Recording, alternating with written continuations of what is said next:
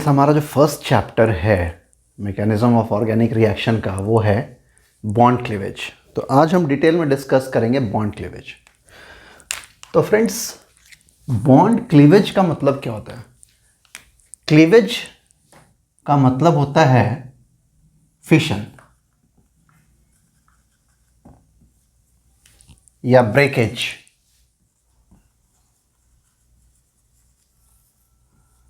सी, bond cleavage या bond fission या bond breakage, इस केस में क्या हो रहा है कि जो बॉन्ड है उसको तोड़ने की बात की जा रही है कि बॉन्ड टूट रहा है और फिर नया बॉन्ड्स जुड़ रहा है।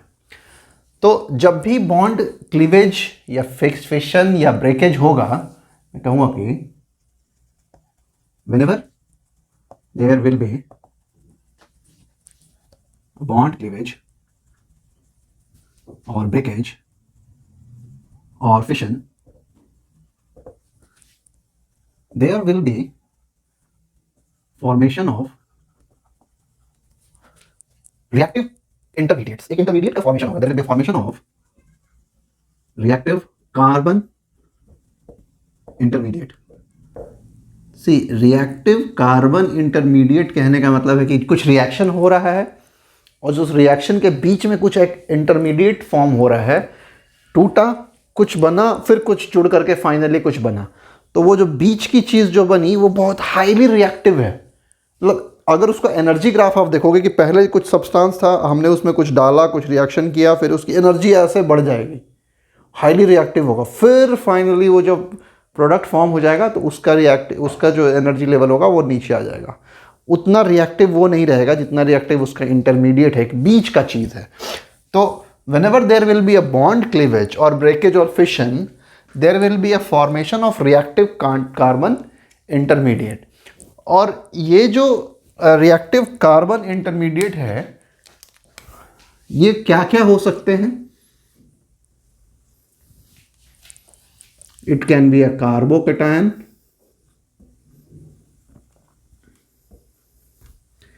it can be a carbanion, or it can be a free radical.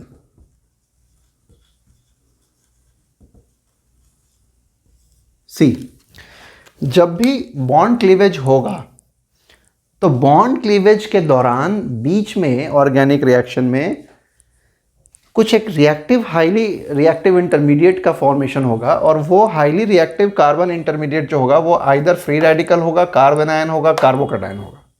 और भी कुछ चीज़ें हैं वो फिर और हायर लेवल्स में, जैसे आपको कुछ बीच में भी दी जाएगी, कुछ कार्बीन्स बन सकते हैं, कुछ रेडिकल आयन भी बन सकते हैं। इनके बारे में भी हम थोड़ा थोड़ा देखेंगे। पहले मेनली हम देखेंगे कार्बोकैटायन, कार्बनायन और फ्री रेडिकल्स के बारे में हम इसमें डिस्कस करेंगे। तो हम देख रहे हैं कि whenever there will be a bond cleavage और ब्रेकेज और fission, there will be a formation of reactive carbon intermediate, and this reactive carbon intermediate can be carbocation, carbanion और फ्री रेडिकल। तो फ्रेंड्स, यहाँ पे अभी हमने देखा कि whenever there will be a bond cleavage मतलब इसमें सिग्मा बॉन्ड क्लीवेज होगा, सिग्मा बॉन्ड का क्लीवेज होगा। तो इसमें तुम्हारा कार्बोकैटायन, कार्बनायन या फ्री रेडिकल बन सकता है। तो अब हम देखेंगे कि बॉन्ड क्लीवेज जो है वो मेनली दो तरह के होते हैं।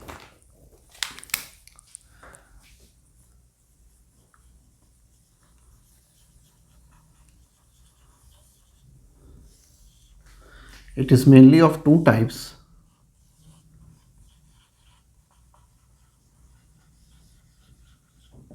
Homolytic fission and second one is heterolytic fission.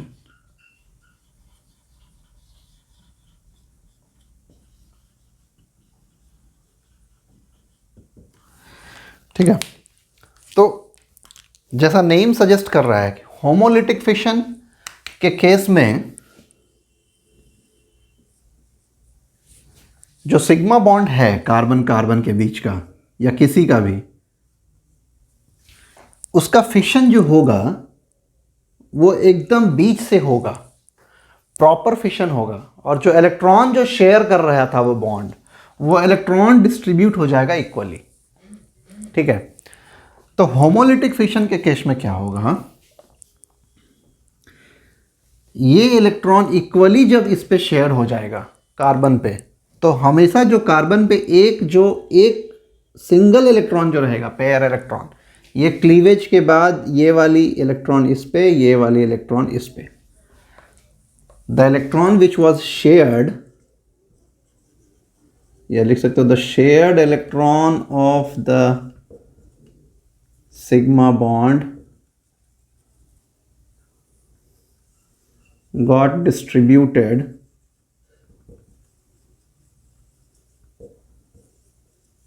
Equally homolytic fission में। तो ये सिग्मा बॉन्ड को जब हम इक्वली डिस्ट्रीब्यूट कर देंगे, ये एक पेयर ऑफ इलेक्ट्रॉन से बिना होगा ये बॉन्ड। अब ये बॉन्ड को तुमने तोड़ दिया और इसमें जो दो इलेक्ट्रॉन मिलके जो बॉन्ड बनाए थे, वो एक इलेक्ट्रॉन ये ले लिया, एक इलेक्ट्रॉन ये ले लिया। तो C जो इसमें जो C के ऊपर जो सिंगल डॉट बन गया, इसको हम कहते हैं फ्री रेडिकल।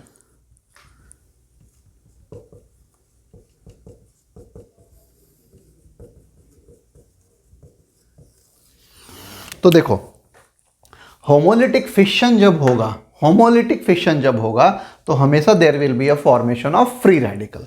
तो फ्री रेडिकल बनता है जब होमोलिटिक फिशन होता है, और वो जो सिग्मा बॉन्ड, जो इलेक्ट्रॉन, जिस पेयर ऑफ इलेक्ट्रॉन से सिग्मा बॉन्ड बना था, वो पेयर ऑफ इलेक्ट्रॉन इक्वली दोनों एटम्स के बीच में डिस्ट्रीब्यूट हो जाएगा और एक फ्री रेडिकल्स बन जाएगा, जिसको हम कह रहे हैं सी डॉट या फ्री रेडिकल। उसी तरह से अगर ये हेट्रोलिटिक फिशन होगा, हेट्रोलिटिक फिशन में इक्वली डिस्ट्रीब्यूट तो होगा नहीं। इस केस में यदि कोई बॉन्ड बना हुआ है, तो इस केस में फिर हम देखते हैं कि जो ज़्यादा इलेक्ट्रोनेगेटिव एटम होगा वो अपनी तरफ इलेक्ट्रॉन को खींच लेगा, और जो इलेक्ट्रोपॉजिटिव होगा या जो कम इलेक्ट्रोनेगेटिव होगा वो इलेक्ट्रॉन को छोड़ देगा। तो इस केस में यदि कार्बन जो है वो ज़्यादा इलेक्ट्रोनेगेटिव है X की बजाय, तो इलेक्ट्रॉन, ये जो सिग्मा बॉन्ड का जो दोनों इलेक्ट्रॉन था, ये जो इलेक्ट्रॉन और ये इलेक्ट्रॉन मिल करके जो ये सिग्मा बॉन्ड बना था, तो होमोलिटिक के केस में बीच में फिशन होकर के डिस्ट्रीब्यूट हुआ था। इसमें ये पूरा इलेक्ट्रॉन के साथ ये इधर आ जाएगा अगर कार्बन ज़्यादा इलेक्ट्रोनेगेटिव हुआ तो। और यदि X ज़्यादा इलेक्ट्रोनेगेटिव हुआ, X अगर ज़्यादा इलेक्ट्रोनेगेटिव है, तो X क्या करेगा कि ये पूरा इलेक्ट्रॉन उठा करके अपने पास ले लेगा। तो इस केस में देखो, अगर इलेक्ट्रॉन कार्बन के पास आ गया तो कार्बन के ऊपर एक नेगेटिव चार्ज आ जाएगा। अगर इलेक्ट्रॉन X उठा करके ले गया तो कार्बन के ऊपर एक पॉजिटिव चार्ज आ जाएगा। तो जब हेट्रोलिटिक फिशन होगा, तो हेट्रोलिटिक फिशन के केस में दो चीज़ें बन सकती हैं, कार्बोकैटायन एंड कार्ब एनायन। यदि कार्बन के ऊपर पॉजिटिव चार्ज आ गया, कार्बन और एक कंपाउंड था, कार्बन जो है वो लेट्स से ज़्यादा इलेक्ट्रोनेगेटिव है, तो कार्बन अपनी ओर इलेक्ट्रॉन खींच लेगा।